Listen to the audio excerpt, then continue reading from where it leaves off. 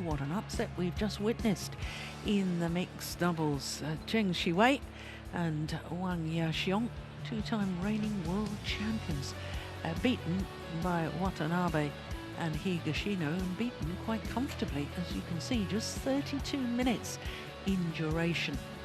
So just one more match to come here on day one of a competition at the HSBC BWF World Tour Finals. And we turn our attention once again to men's singles. It's Jonatan CHRISTIE, the Asian Games gold medalist, against the European Games gold medalist, Anders Antonsen of Denmark. So this match, like our earlier men's singles, our third match this evening is a Group A match. And I wonder if the players are actually warmed up outside, because I don't think they would have been expecting that mixed doubles to be done and dusted quite so quickly. Oh yes, they are. There they are. Jonatan CHRISTIE caused a sensation when he won gold in Jakarta last year, his Asian Games gold medal.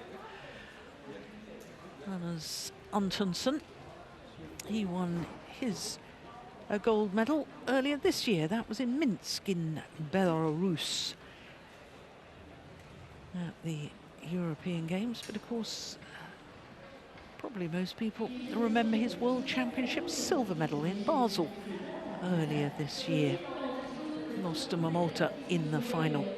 So this is Group B match, and both of the players we're about to watch are making their first ever appearance at the World Tour Finals. In the bottom half of the draw, we have the two Olympic medalists, Chen Long and Victor Axelsen, who played earlier today. 7 of the 8 players have won at least one World Tour event. The only player not to is Anthony Ginting, but he was in 4 World Tour tournament finals, but he lost an absolute thriller earlier today against Chou Tien Chen. Well, when we look at the career stats of Jonatan CHRISTIE, his career win-loss record translates into 6 titles from 12 tournament finals. 5 of his finals have been at World Tour level. For Anders Antonsen, he has been in 14 finals, winning 9 titles. 2 of his titles this year, the Indonesian Masters, and of course that gold medal at the European Games. So Jonatan CHRISTIE, the first man introduced, he's the number 3 seed here at the season-ending championships. Anders Antonsen, although being number 3 on the world ranking, is the number 7 seed here, because he finished the year at number 7 on the race to Guangzhou. So 2 Danes in the tournaments, 2 Indonesians and 2 players from Chinese Taipei. This is the 6th meeting between the 2 players, and of the previous 5, Jonatan CHRISTIE holds the slight advantage, and he also won the last time they met, which was the quarter-final of the Hong Kong Open, the last of the Super 500 events this year. 21-15, 21-13 in 49 minutes was his victory in Hong Kong.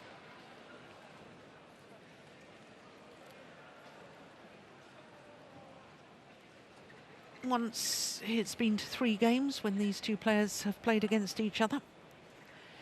He's won a couple of titles this year, has Jonatan CHRISTIE, but they were both at 300 level, New Zealand Open and the Australian Open as well. But a couple of 750 finals in Japan and Paris as well. A couple of places down on the world ranking from his career high of 4. And as far as he's concerned, well, he's had a busy schedule, because a week ago, or within the last week, he was helping Indonesia win the men's team gold medal at the Southeast Asian Games in Manila for a 6th consecutive time. So to his opponent, Anders Antonsen, 22-year-old from Aarhus, and Aarhus is where we're going to have the Thomas and Uber Cup finals next year. Only Dane to ever win the end of year championships is the other Dane in this year's tournament, Victor Axelsen. So he will be trying to emulate the tall Dane. Wouldn't it be wonderful if they met in the final? As far as you Danes are concerned, Steen, I know you remain absolutely neutral when we're commentating, but I know secretly you'd be delighted whenever the Danes do well. Lawrence Bester is our umpire for this one. He's from South Africa, and Hao Long Hu from China is the service judge. You're allowed to be pleased when the Danes do well, Steen. Yeah, I definitely am. But an all-Danish final, I mean, at the moment, that would mean that someone had to kidnap Kenta Momota, I think. He did look impressive earlier, didn't he? Yes, he did. And, I agree. Yeah. And there have been 3 different Danes who have reached the final of the end-of-year championships. Obviously, Axelsen, he's been in 3 finals. Peter Gader was the other. And the third one? Wittinghus. Absolutely. 2014, when he lost to Chen Long in the final.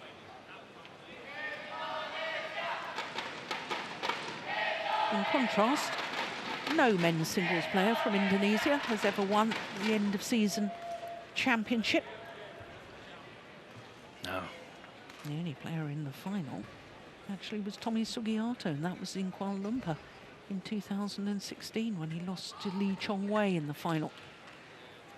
How many times has Chong Wei won the Grand Finale?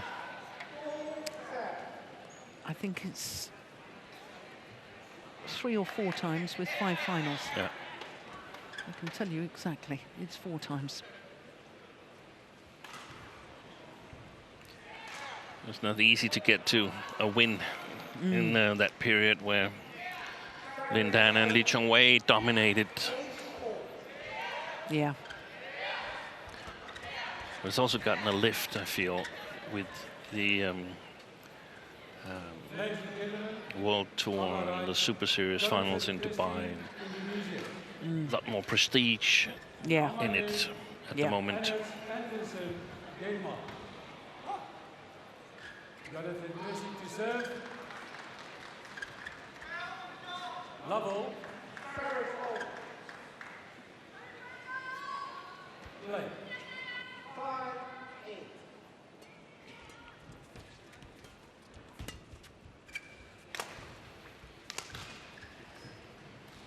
Oh, crikey, that's gone miles long. 1.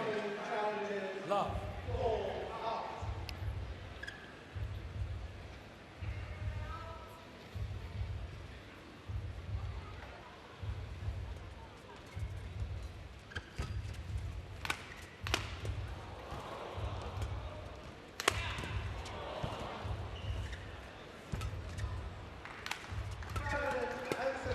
Oh, yes. It's good pressure from Jonatan CHRISTIE. 1-all.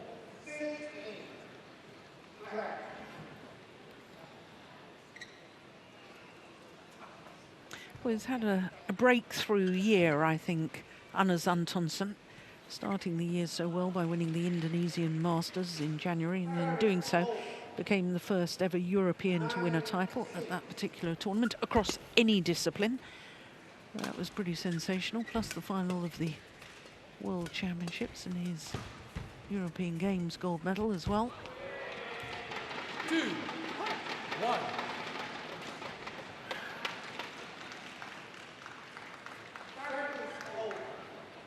Yeah, he's definitely raised his level from last year.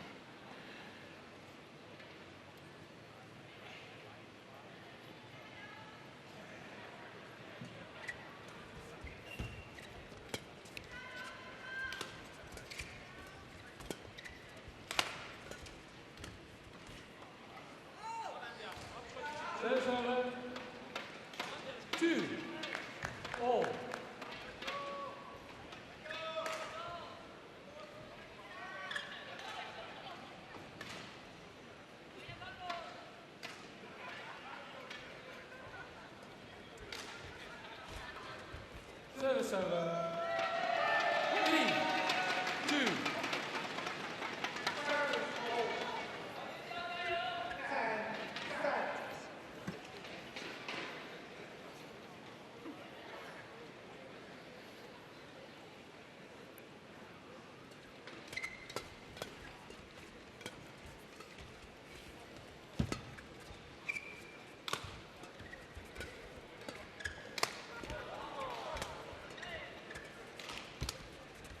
Just wide.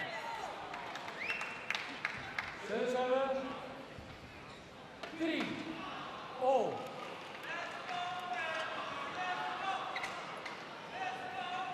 This is an important match when you know that Momota is one of the other two in the group.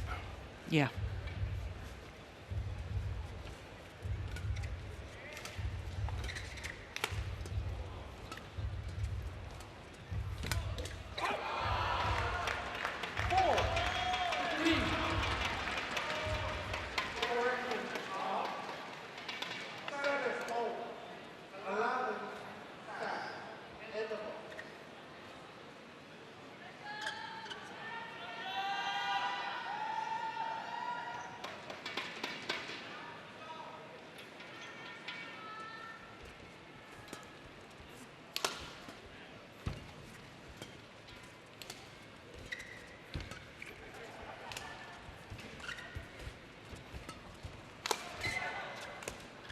They'd broken the string, the previous shot.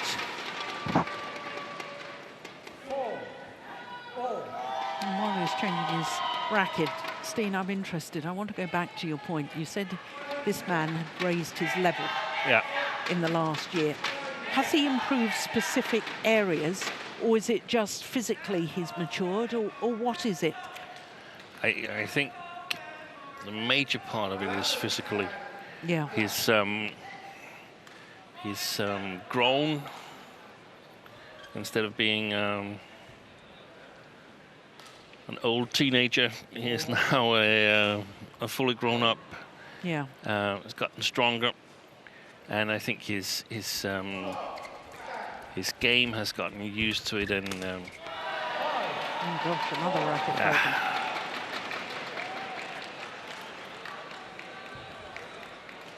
He said that the experience in one of the national leagues was important for him, because he played a lot of matches in very drifty conditions. So he sort of had time to figure out how to play in drifty conditions. That is normally the case that we have in Jakarta, in Istora Senayan, and so on. So figuring out how do I actually, how do I do this? How do I survive the first rounds where the touch is not fine-tuned, and how do I play different playing styles and so on? Figuring that out is some of the keys, I think, to Yeah. and definitely can play at a higher pace.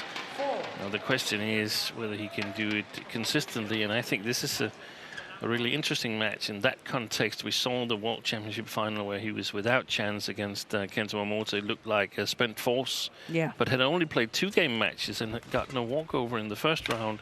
We've heard stories that his socks were cut off because he was afraid to bow down in order to avoid cramps and so on. So here, this is the first round match, so he should be fresh against Jonatan CHRISTIE. It could be a match that had implications of a Thomas Cup encounter, maybe even in the Danes' dreams, a Thomas Cup final, which they dream of reaching on home soil in Aarhus. That would be the first men's singles at the moment, this match here. So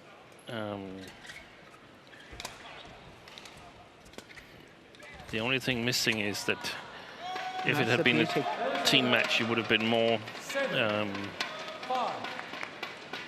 accustomed to the playing conditions, but there would also be a lot more pressure on. So this should be a good match, I think.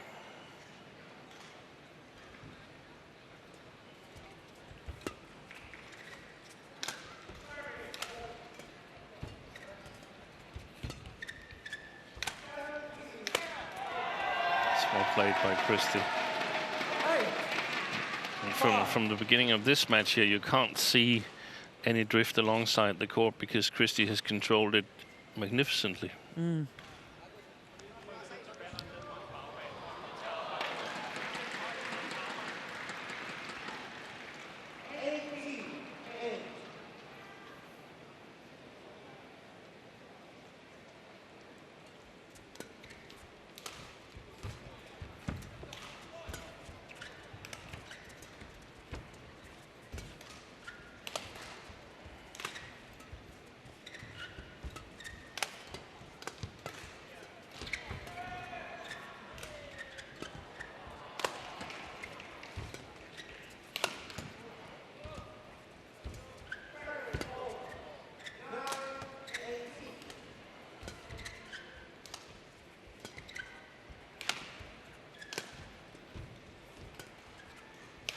Oh, that's a lovely angle.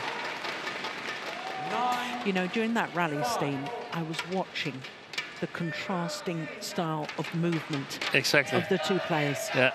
You've got Jonatan CHRISTIE, who's so smooth and conserving energy. Yeah.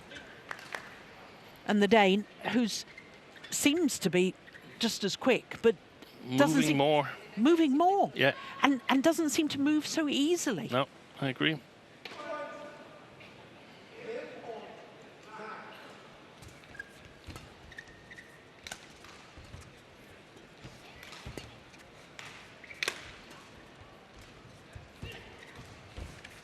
Oh, well taken. Well taken. My goodness, he was quick onto that.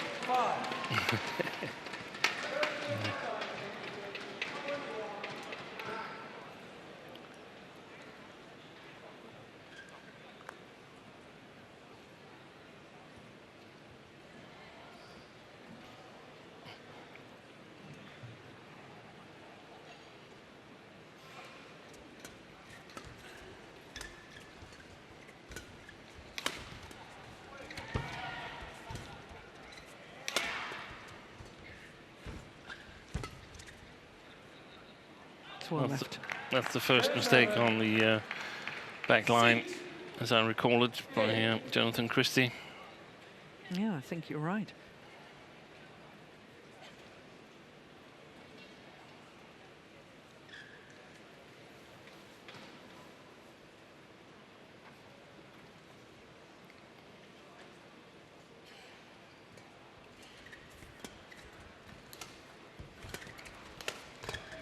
Good backhand. Yeah. 7, 8.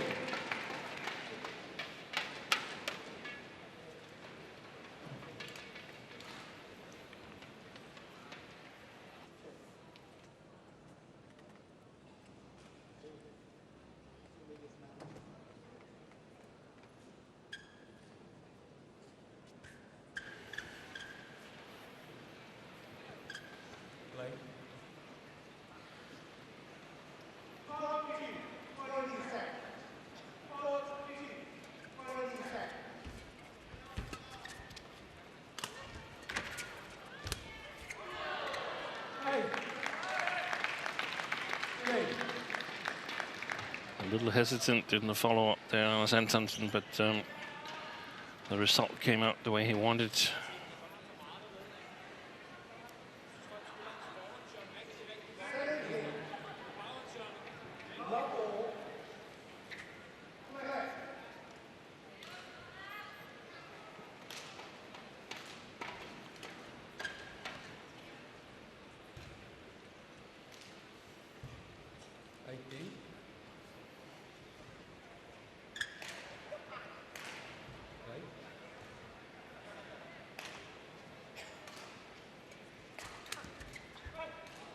Oh, my goodness me. 9, 8.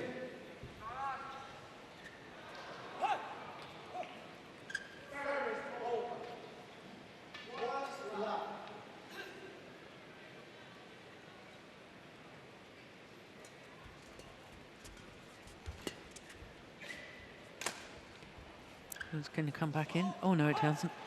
Still landed out. So it is Jonatan CHRISTIE who has the advantage at the mid-game interval, but it's only a 2-point advantage.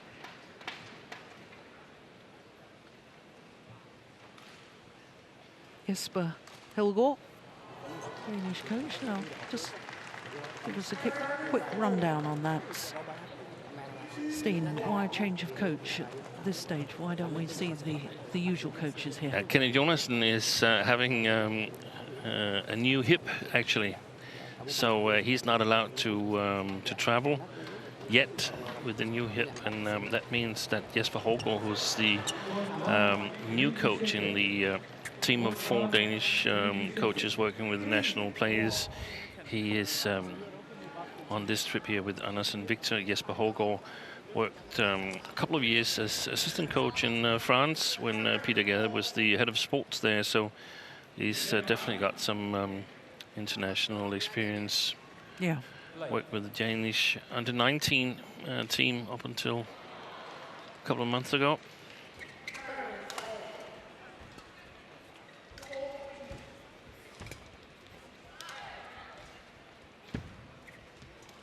Oh my goodness, that's a good net shot from Antonsen.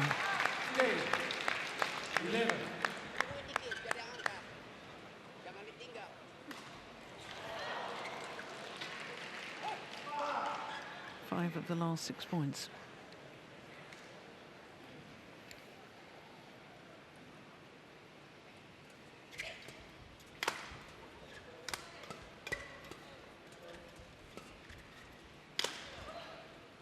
Oh, has the string gone again with Antonsen?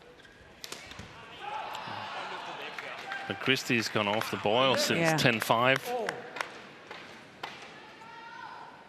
where he was basically controlling everything, as you mentioned, with the movement and neutralizing Antonsen's good shots. Seems like he's lost the concentration a little bit.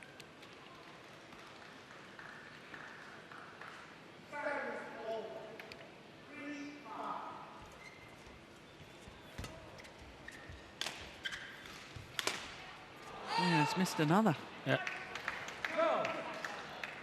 You also see some signs that Antonsen is settling in more. He's beginning to play some more cheeky shots at the net and playing back at Christie from unusual positions.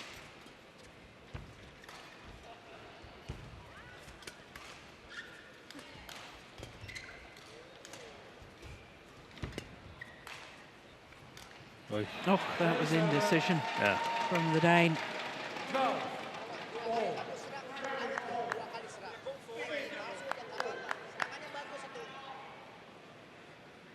We saw how that cost Tai Tzu Ying on the match point earlier on today. Yeah.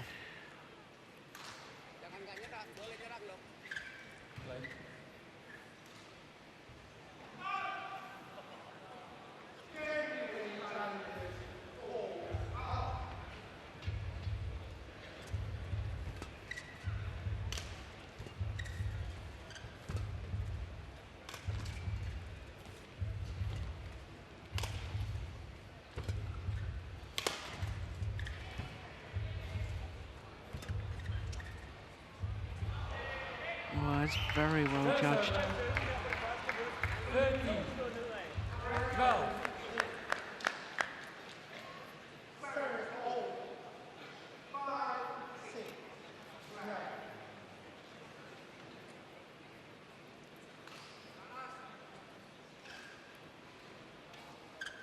He's quite fidgety in between rallies, isn't he, Antonsen? Yeah.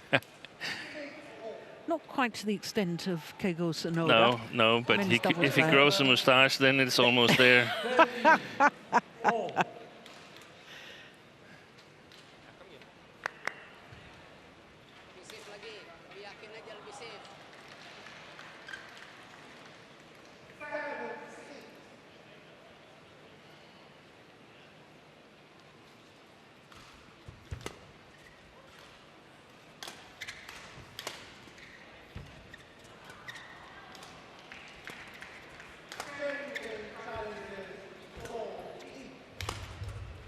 That's a lovely block. Yeah. Oh my goodness, good retrieving too. He's not getting through from the backcourt anymore, Jonatan CHRISTIE. So looking positive at the moment for the Dane. Funny thing is that his coach here is Jesper Hågaard, but his manager is actually also Jesper Hågaard. So it's not a common name in Denmark. It's a very rare name. So That's extraordinary. getting two together, that. Oh! That's just amazing. That shuttle just sat on the top of the tape before just trickling over. Take a look at this. Here it comes, here it comes. Oh, yes. What a beauty. Great pictures. It's going wide. 14, 15. Biasa ini. Ayo.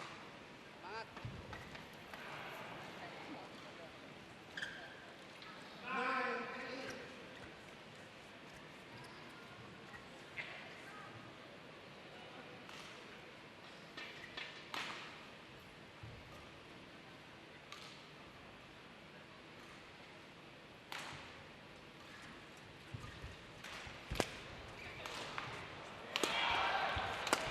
Oh, he's Missed missed it. it. Well, Jonatan CHRISTIE is saying to the umpire that it touched Antonsen's knee. I didn't see that. No, I didn't see it either.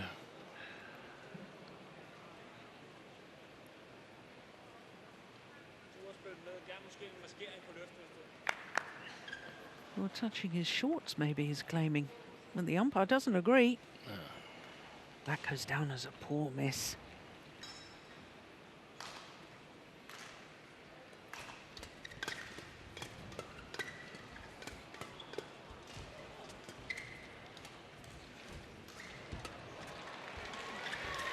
Hey. I think that was the drift that played tricks with Antonsen there.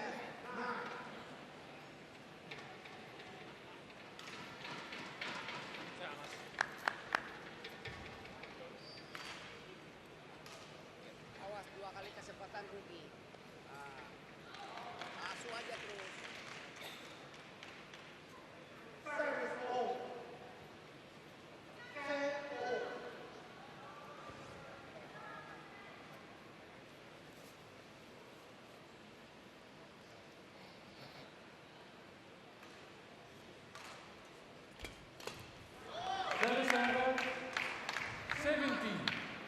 Was never in position to play that round the head shot.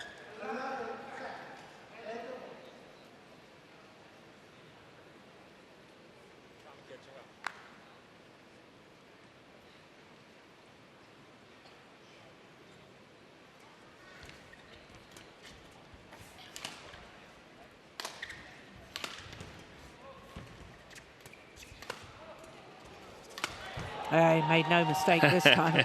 That wasn't going to be flat. No. 16, 17. Well done.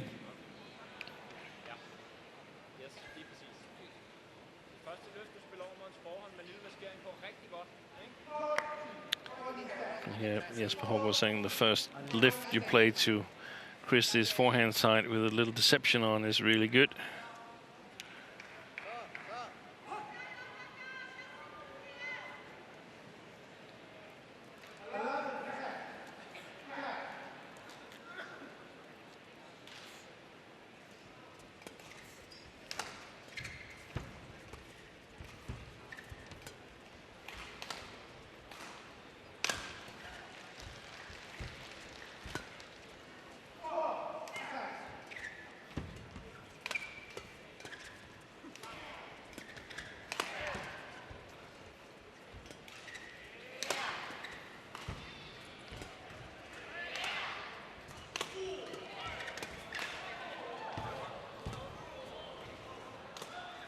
Oi, that's a well played Yeah. rally by Antonsen. And it was such an important rally too, wasn't it? It was.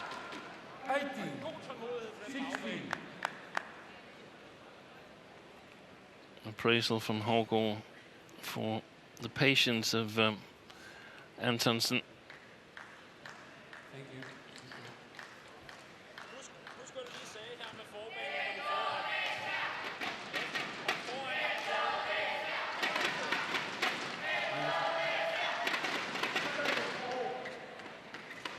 Had a rally at 41 shots, I think, earlier in this match.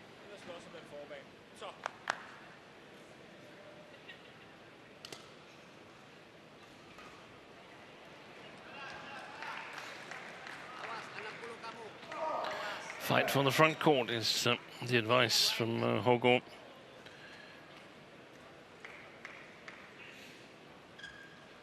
Play.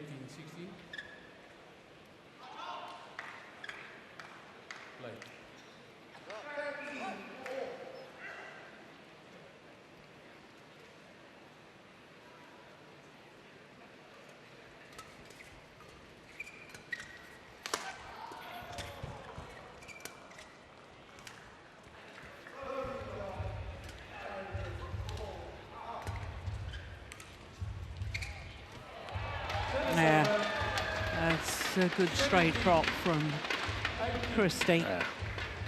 Brilliant drop shot.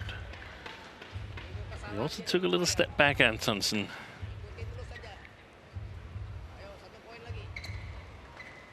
What, wrongly took a step back? Yeah, I think so. I think so. Defence was too deep. Yeah.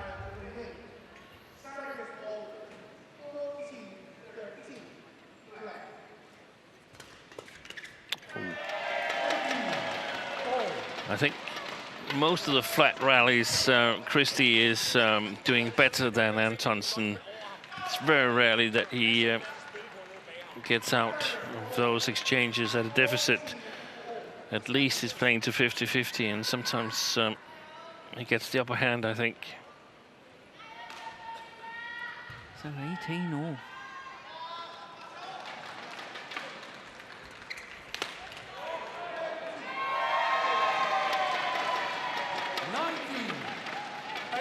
Not good enough on the return of serve. No, the quality wasn't good enough. So on a run of 3 straight points, goes into the lead at this crucial stage. Jonatan CHRISTIE.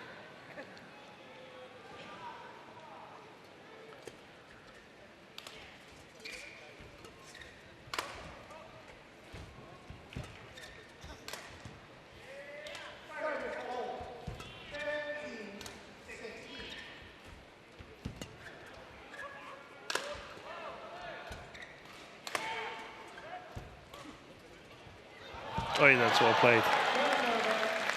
Yeah, that's fabulous. 19. So I would say also the deceptions and then play to the net, they are really hurting. But the reason why they're so efficient is because they are looking like the deceptions that are played on the lifts.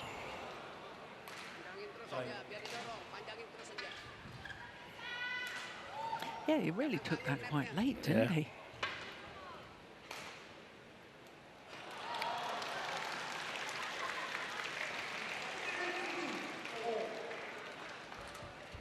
No. Oh my goodness.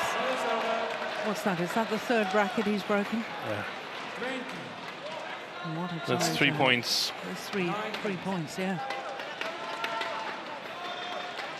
Players try to play with as thin strings as possible in order to get the best touch and the best feel for the shots, but it's a trade-off because you can't afford to break too many strings, and we've seen that it's 3 points out of the pocket here in the first game, and I don't think it's a coincidence. This is a first round match. It's drifty conditions and so on, so the timing is a little bit off, and you will be inclined to break more strings than normally. So game point opportunity for Jonatan CHRISTIE.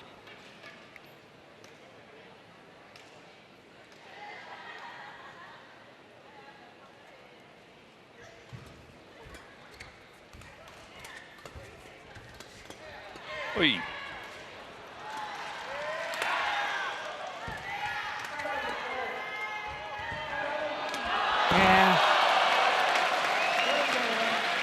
sheer will and determination in part of that rally from Antonsen. And good use of his bigger reach. That one. Yeah, and that one as well. Yeah.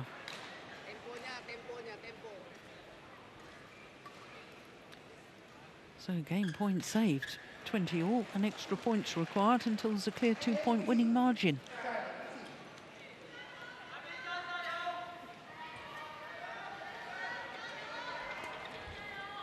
It's gone long. So, having just saved a game point, now Anders Antonsen has a game point himself.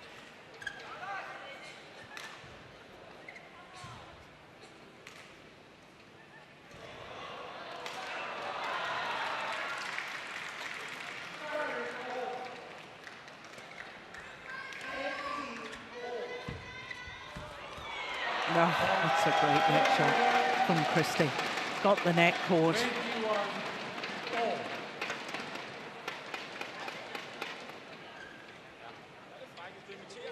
And it took courage when you game point down to produce a shot like that.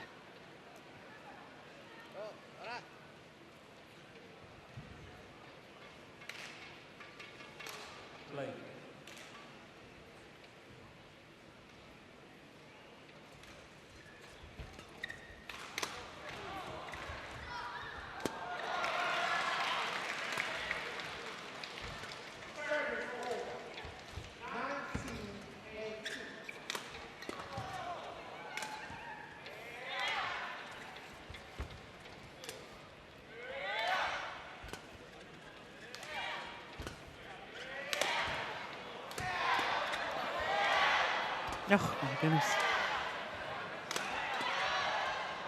Oh, it's landed in. What a defensive shot. Backhand cross-court defence right into the back corner.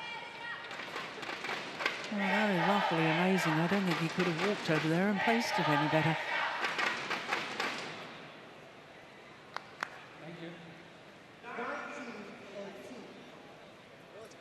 So a second game point opportunity for Jonatan Christie.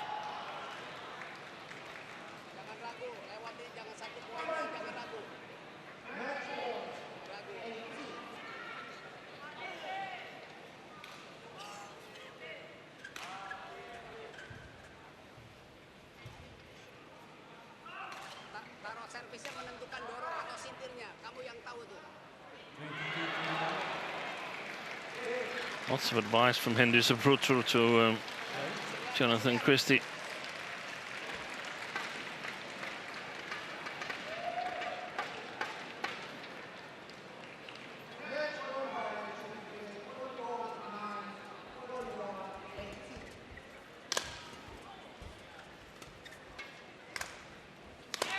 Oh, shuttle deflected by the net cord, and that made it impossible for Antonsen to return the smash.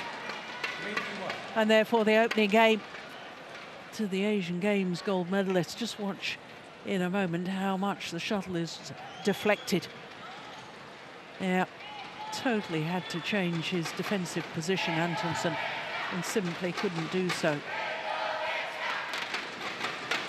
Yeah, the disappointment because of the lucky net cord from his opponent. For the opening game, 23-21 for Jonatan Christie in a little over 30 minutes. Tapi kalau kamu bisa pilih lain, tapi kalau kamu nggak mau main karena jangan mainnya dulu. Jadi kamu nggak ketemu terus. Sekali-sekali boleh, tapi 5 poin 1 boleh. Bisa aja udah kamu lupa. Tapi selama kamu nona, kamu enak. Dia sampai dorong, kamu enak. Kamu tinggal taruh. Ya kapan ambil. Itu berlaku dengan kamu juga. Coach Saputra looking quite relaxed at the moment, isn't he? Yeah. Sampai nanti dikasih jarak tembak. Kamu kan ada politikmu karena kamu kasih tanggung. Nah, itu kamu sindir nggak sindir, umpan yang nggak umpan.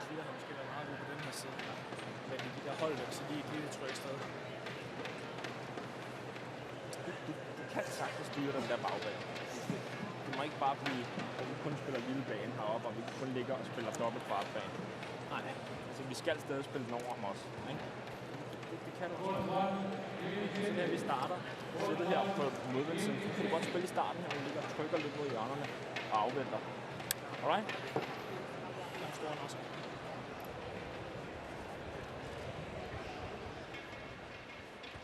So I know you didn't get the whole conversation there, Steen, but what you got of it? Yeah, the main advice is that he can play the back line from this side here. He cannot afford just to play the two big squares as a double. The double of the two big squares there. Only playing flat game and downwards. He has to play the back line. He has to play over Jonatan CHRISTIE once in a while. In the beginning, there can be some pushes towards the corners and then see what happens. I'm not really sure I understood that, but you could expect some pushes towards the corners.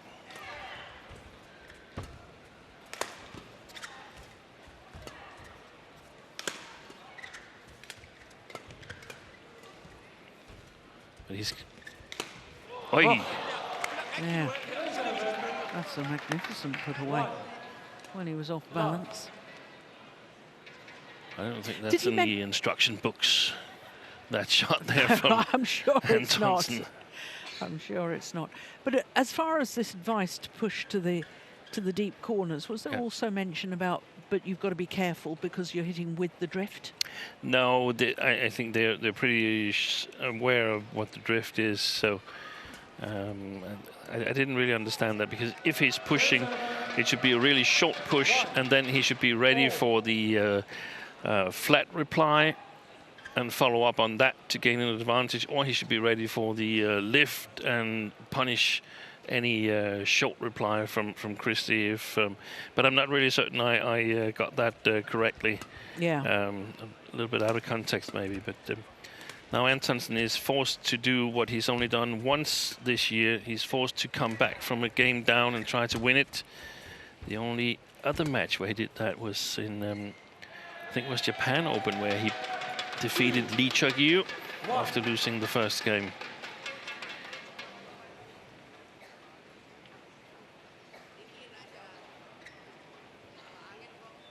And that would be a good confidence booster, because it was a long first game here, 30 minutes.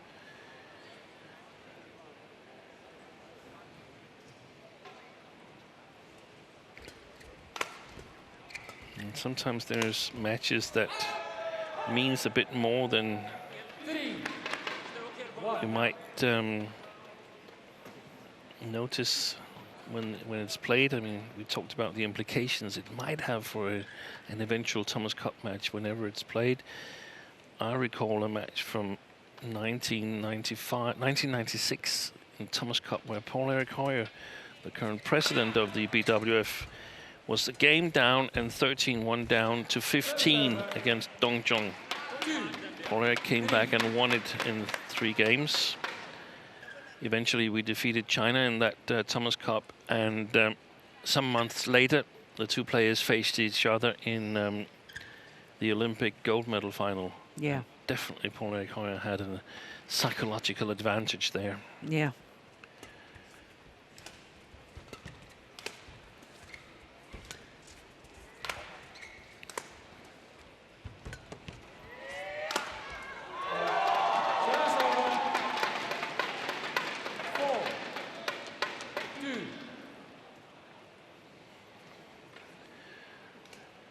Good counter-attack by CHRISTIE. He's got an extremely good touch in his defense there. So if Antonsen opens too early, there's a big chance that he's counter-attacked immediately after. That means losing within the next 2 or 3 shots after he's fired an attacking shot himself.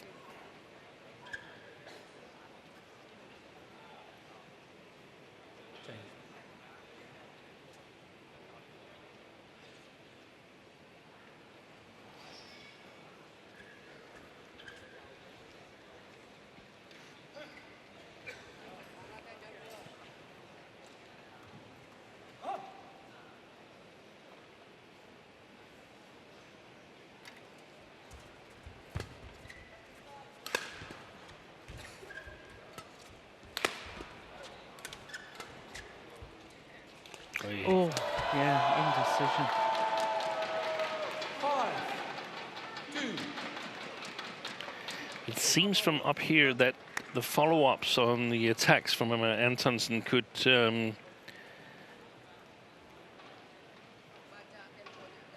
be better than they are at the moment, but maybe from... What, that he's not quick enough going forward on his follow-up? Yeah, quick, sharp, I don't know what it is. It might be the angle from up here that's deceiving, that there isn't a lot of angle to work with, that the chance is not really there. And he's got to stop this run now, Antonsen.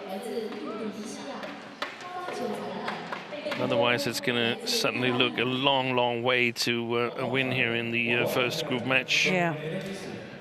And as for Christie, he's, of course, got to keep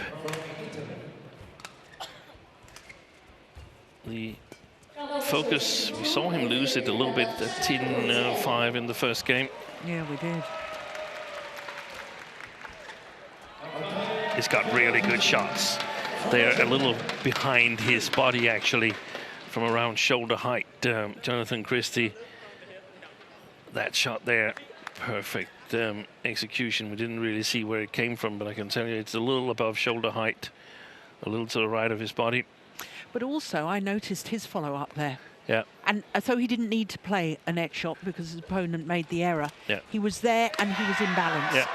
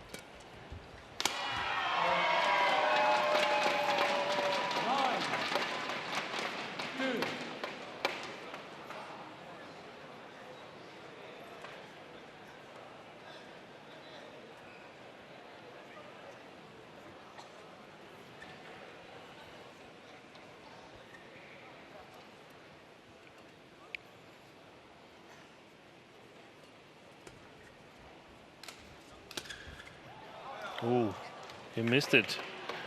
But I think Christie's challenge came from Saputra, actually. Oh, yes, and Antonsen is leaving the umpire in no doubt that he believes that too. But he was walking in that direction, and I think Saputra was just raising his hand a little bit. But I mean, we have to see whether it's in or out. It was indeed out, so...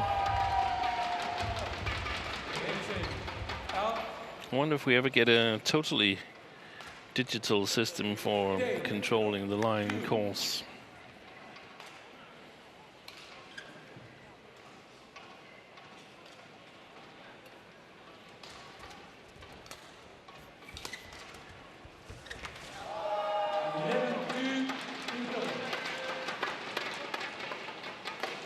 Well, he's running away with this at the moment, is Jonatan CHRISTIE.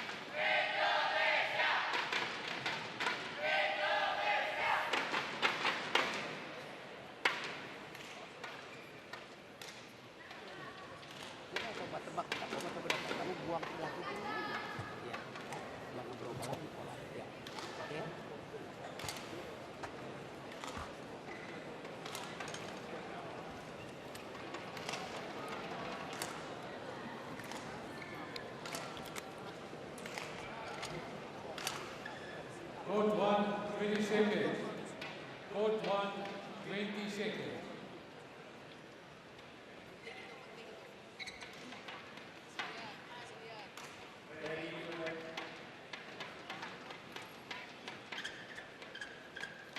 Did you manage to catch anything there? No, Steen? nothing. Couldn't hear what No. they were saying.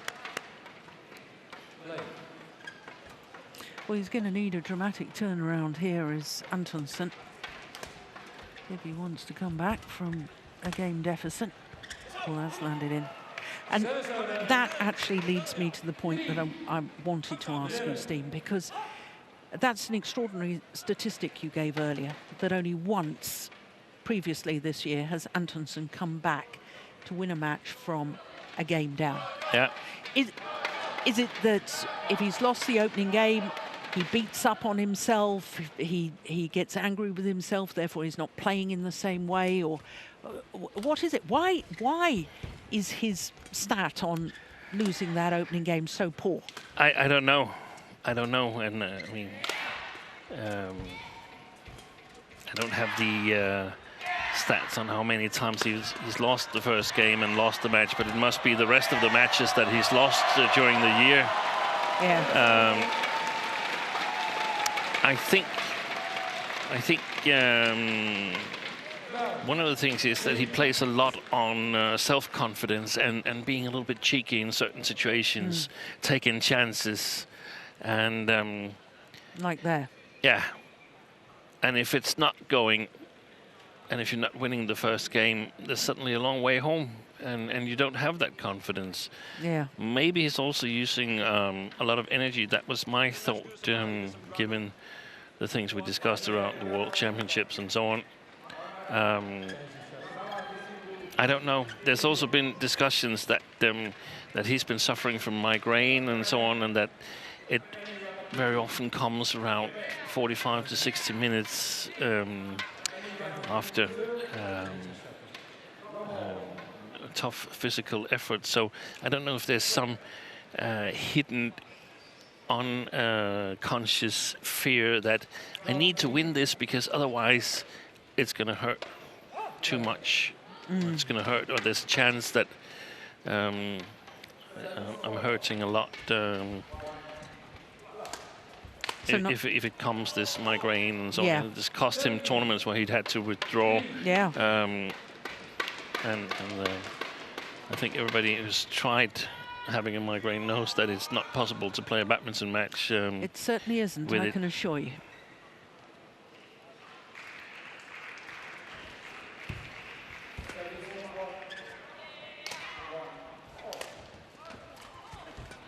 Look at the defense there from Jonatan CHRISTIE, so accurate. Immediately takes him back to 50-50 after the cross smash from Antonsen.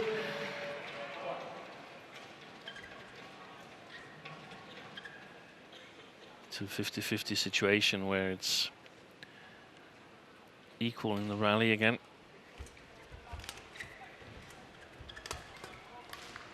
Oh, that's landed in. Yeah. 4-14.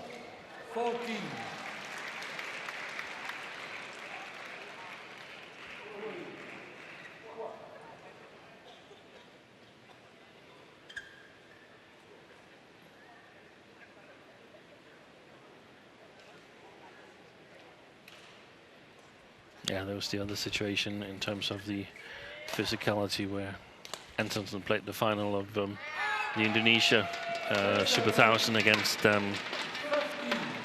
Cho, yeah. and was supposed to catch a flight to Japan later on that day, but wasn't able to go because he was in cramps. So he left the next day. And oh, that's good glimpse on that clear.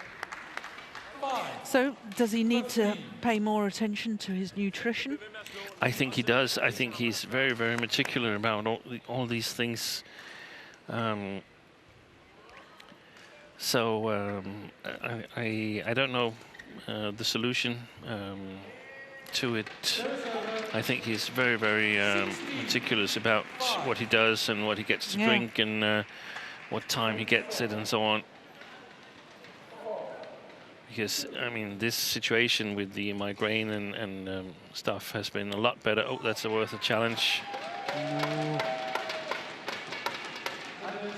Anderson challenges all out. Yeah, when you're that far down, you might as well challenge. Could also be that he doesn't get rid of that lost first game and says, okay, that's it. Now we got to go. Yeah, so the psychological. The psychological effect. Yeah. Yeah, good call, line judge. Yeah, it was. Good call. They've been good. Yeah. Overall, the line judges here on the first day of the World Tour Finals. 5. Play.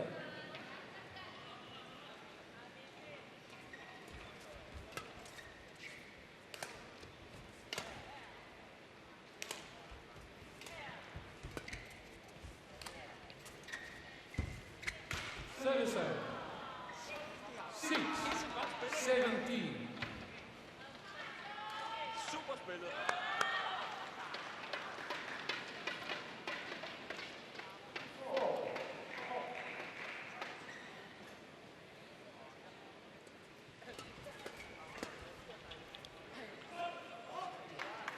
Seven, 17.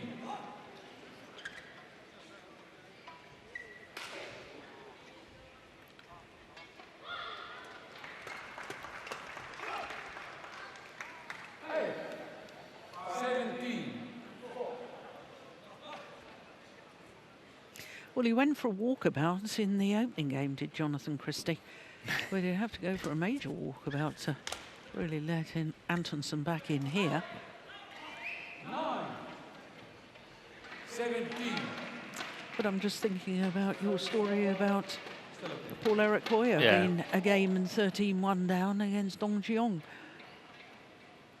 Of course, you could only score a point in those days when you were serving. Yeah. Different scoring system. Oh, Oi. oh my goodness! And it's missed that one. Oh, that's just outrageous. He didn't know anything about that. No.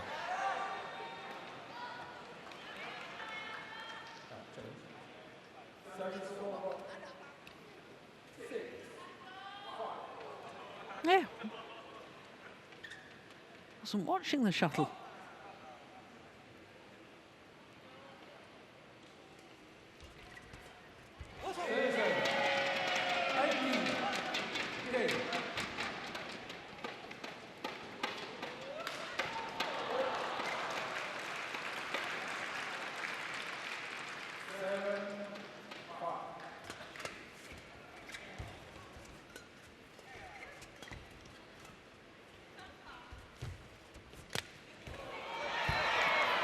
Oh, a little bit of luck there 18. for Antonsen. Surely this is impossible.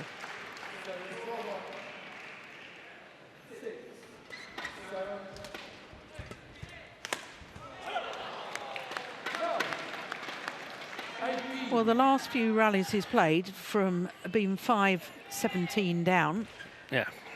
7 points. Yeah. Why on earth wasn't he playing like this a little earlier?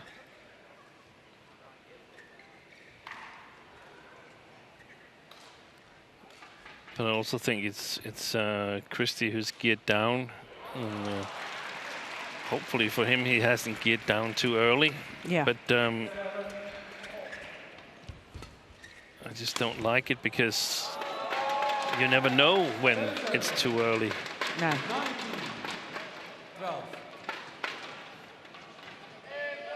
And look at the way the world champion Kento Momoto approached his match today. Yeah. He wasn't going to let out No, he for a wiped him out. moment. Yeah.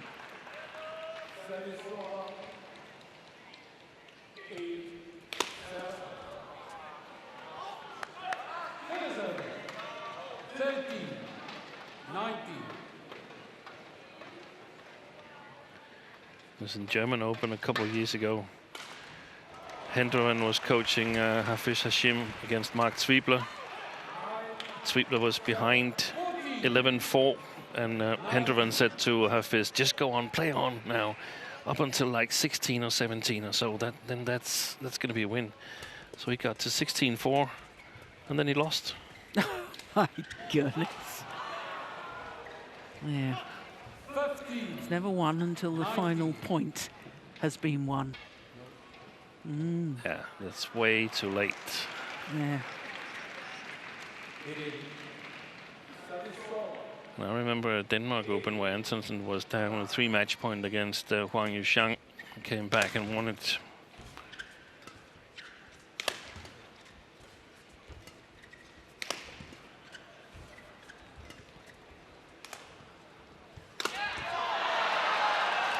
Well, this has just developed into something really rather interesting. Who would have thought?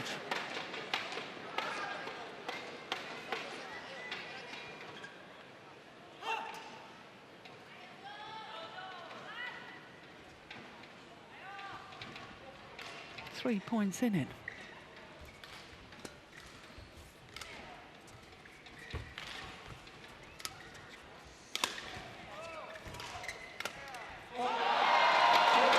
But it is match point opportunities now for Jonatan CHRISTIE. 4 match point opportunities.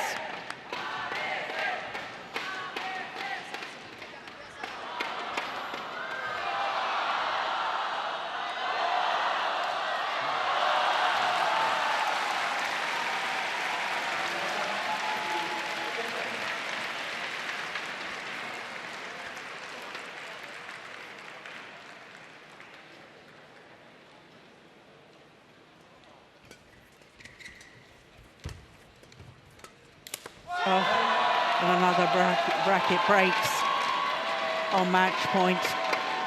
That's 4 points in total, I think, at least, with broken strings that have been gifted to Jonatan CHRISTIE. Well, it was a very, very tight opening game, and whilst the scoreline in the second, 21-16, seems pretty reasonable, quite frankly, having been 17-5 up, Jonatan CHRISTIE, it all got rather tighter than I think perhaps it should have done. 54 minutes in total for that victory. Yeah, the disappointment of yet another broken string for the Dane. So 23, 21, 21-16 in the second game, in a match lasting 53 minutes. So he will be very happy about that. Jonatan CHRISTIE will be playing against Wang Suwei tomorrow, and ANTONSEN will be playing against Momota. So a lot to reflect on overnight for the World Championship silver medalist. But a good start from the Indonesian. So we can reflect on this evening's session here at the HSBC BWF World Tour finals, and it all started with the Group A match. Gideon and Sukamuljo, the current world number ones, beat the defending champions Li Junhui and Liu Yuchen in 3 games. Then Nozomi Okuhara had to come from a game and 5-10 down before beating Tai Su-ying, the 2-time former champion. Kento Momota was simply brilliant today against Wang Suwei, under 30 minutes to win his match, 10-9. Then the mixed doubles, and the 2-time reigning world champions were in shock, it looked at times today, against Watanabe and Higashino. The left and right-handed combination from Japan was simply too good, beating the world champions in 2 straight games. And as we've just seen, Jonatan CHRISTIE coming through a very tight opening game against the World Championship silver medalist ANTONSEN, 23-21. Had to save a game point in that opening game, but very comfortable in the second game.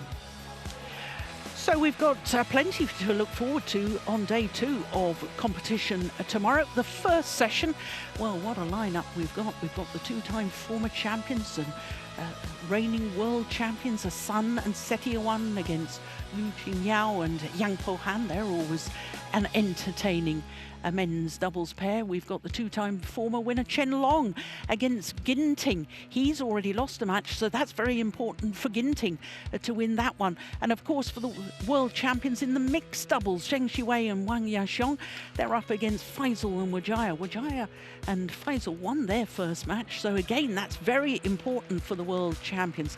Victor Axelsen, he lost earlier today.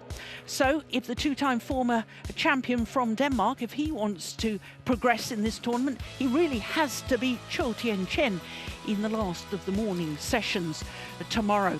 But tomorrow evening, we also have a terrific lineup for you. And we can see the defending champion, Pusala Venkata Sindhu. She will be in action against Chen Yufei, who's won 6 titles this year. Women's doubles as well, that second match in the evening. Polly and Rahayu, who just 2 days away ago won a gold medal at the Southeast Asian Games up against the former champions Chen Qingcheng and Jia Yifan. The last match in the evening session will be Antonsen. He's got to come back, regroup, because he's up against the world champion in a repeat of this year's World Championship final. My goodness me, what a terrific lineup for tomorrow. It all starts at 11 o'clock local time. That's 0300 GMT. I'll be back for the morning session. So from all of us here in Guangzhou, until tomorrow, from Steen Peterson and myself, Jill Clark, bye for now.